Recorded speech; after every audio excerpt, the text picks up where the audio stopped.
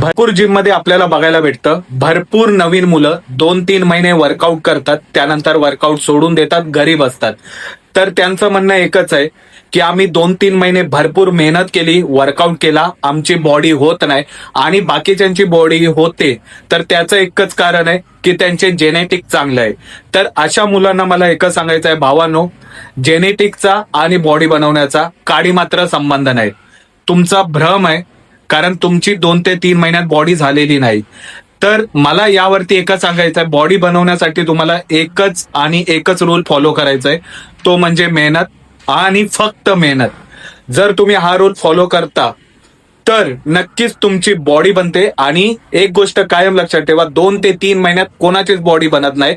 Body बनण्यासाठी तुम्हाला कमीत कमी 6 ते 7 महिने जिम मध्ये प्रचंड मेहनत करावी लागते आणि त्यासोबतच तुम्हाला डाएट आणि प्रोटीन इंटेक तुमचा पूर्ण करणं एकदम महत्वाचं असतं.